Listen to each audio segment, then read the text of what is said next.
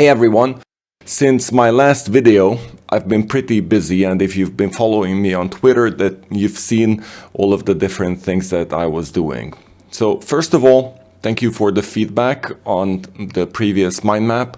I added a couple of additional items to the mind map, and I think it's a bit more complete now. Then I went on to start to create an overview map of PKM processes, and this is version 1 of my PKM processes map, which got quite some feedback, and later on I published PKM processes version 2. I'm now working on version 3, and I'm trying to make this graph a holistic overview of all the processes and tools and techniques that I'm using in my PKM. And then I also went ahead and read an interesting book. The book is called The Science of Managing Our Digital Stuff. And there were two important learnings for me from this book. There were many other interesting points, but 2 points stood out.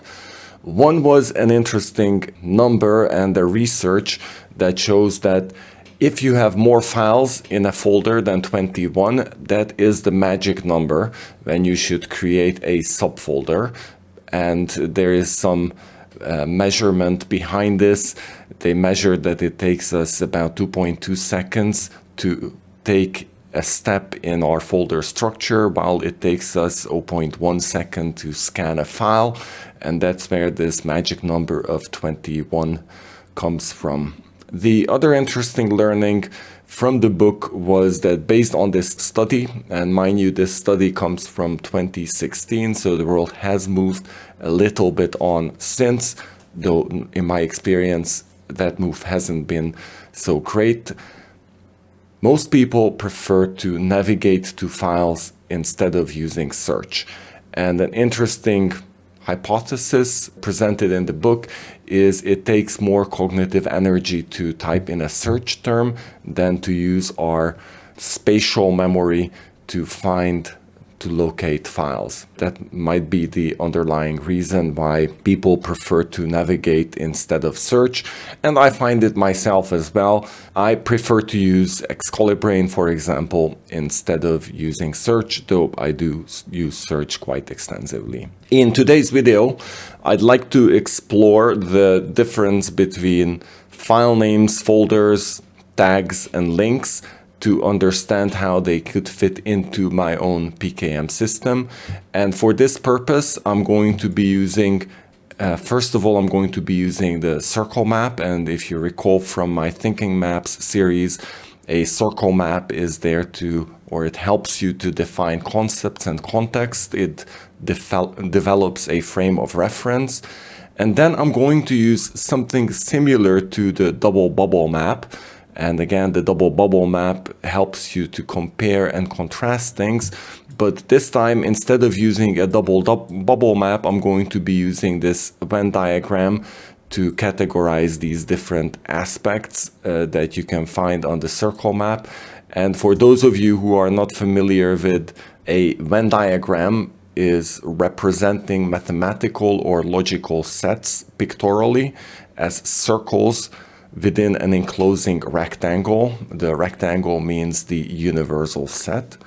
And then the common elements of the different sets are represented in the intersections of the circles, while elements that are unique to one or the other set are, of course, represented in the relevant circle.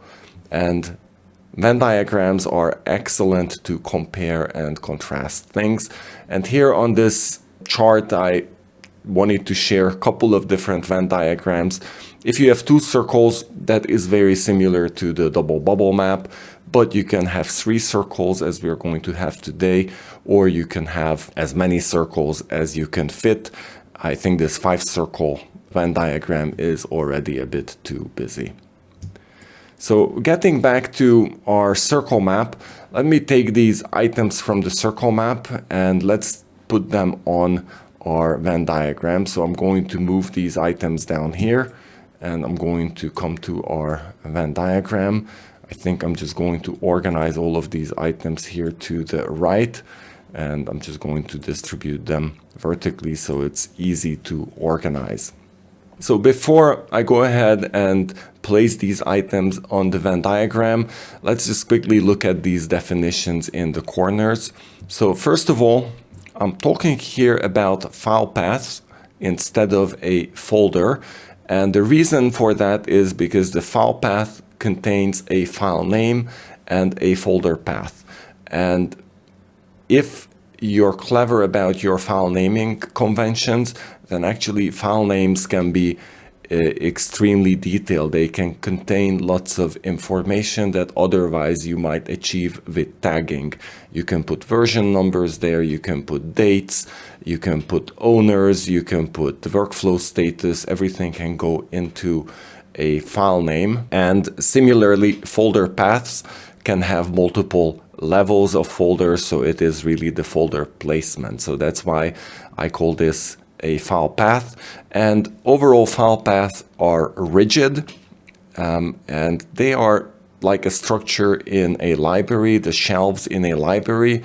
And I look at file paths as the long-term archive structure of my notes. Then if I look at links, for me, links represent relationships between nodes. And if I extend the links with data view fields in Obsidian or some other metadata in other tools, then they can provide an ontology for your nodes in your knowledge graph. And then finally, tags are used to label your nodes. And by labeling the nodes, you can create virtual spaces. Also, you can prime your brain's pattern recognition system by putting a label on something. It will occupy a different space in your mind, and you will be better able to find similar items in your knowledge graph. And you can group nodes based on different aspects of similarity. For example, they are all types of this or that, or they are all relevant for my project XYZ, or they are all in status A, B, or C, etc. Tags can represent many different categories, and you can use them to label your nodes. So getting back to these different PKM activities, let's go one by one. So tagging for action, I think the name itself says it's actually a tag item. Now I could place it here because I could say, or well, I could place it here for sure, because tag for action, I could also add in the file name a description. And I'm actually thinking to place it here, but I can also place it here because if I have a note that is, for example, my to-do list note, and I link my other node that has the to-do item to that list, then it could become a to-do item. I think it's a bit of a far-fetched approach. It's not very practical. I can see that I would use the file name as a tag for action, so I'm going to place tag for action in this part of my Venn diagram. Remind to resurface nodes.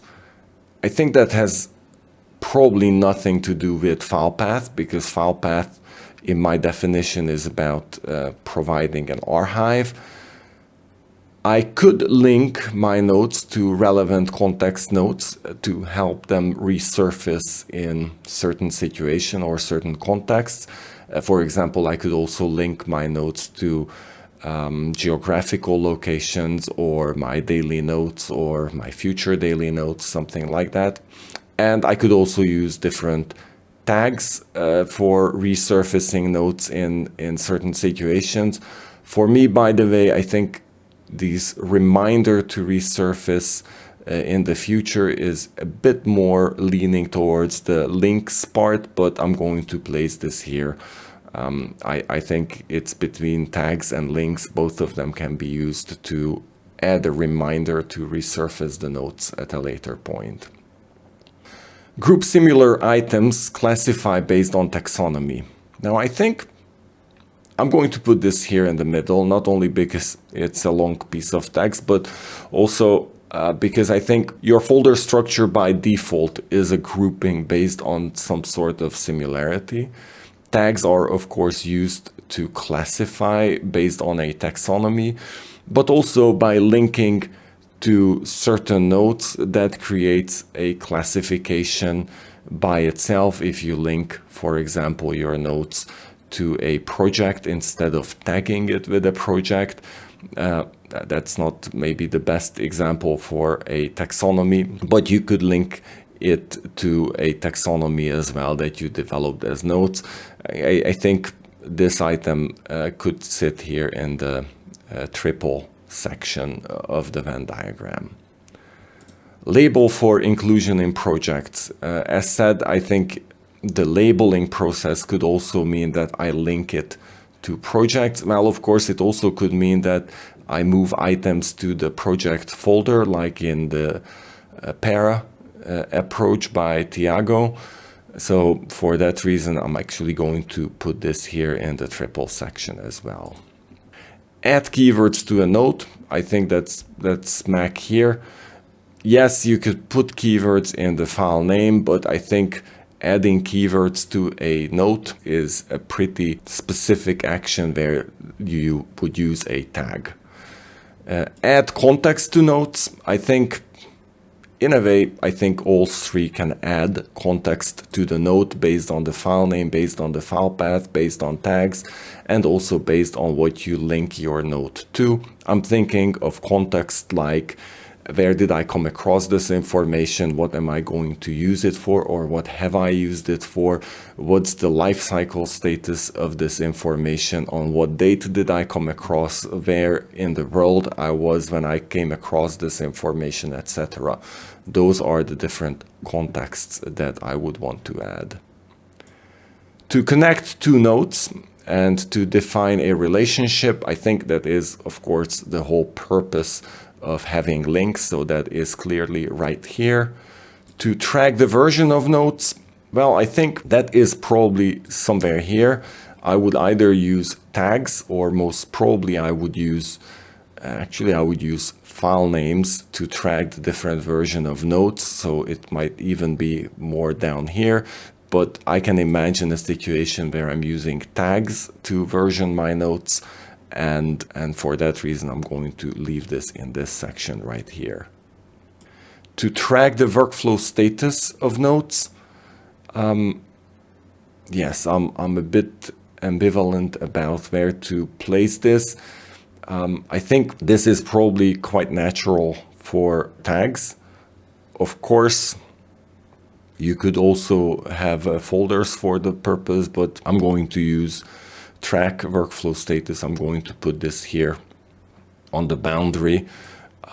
It spills over into the triple section, but that's just because it doesn't fit. Let me make this smaller, and now. You see, I'm going to place this here. I think tracking workflow status, again, I could use a naming convention to track the status, and I frequently do so, not in Obsidian, but at work on SharePoint, I would actually track the workflow status of documents through a file name. And to organize files, platform independent. So that's, of course, the purpose of a file path. And I think this is a very important point. The file path, the location where you place your files in your knowledge graph, is going to be platform independent. Even if you stop using the tool that you've been using, if you're using Markdown files, and if you have folders, those folders will work on Linux, on Mac, on Windows, on Android, on iOS, whatever. As long as you're not using any funny characters, those folders are going to be there for you many years into the future. So that's, I think, also an important aspect when thinking about file paths and how to structure your information. Think of these as your really long-term organizational structures, file paths. Links can change, or they actually evolve over time, so do tags. But tags give you a more flexible access to your nodes because you can categorize on the fly. Links provide you relationships, and file paths give you the long-term archive. They give you the library of your knowledge that you can look back 10, 20, 30 years from today, and you can still find information in that logic that you've set up for yourself. So I hope you found today's video helpful. Let me know in comments if you have other, or if you can think of other PKM activities that you would do with tags, links, or file paths.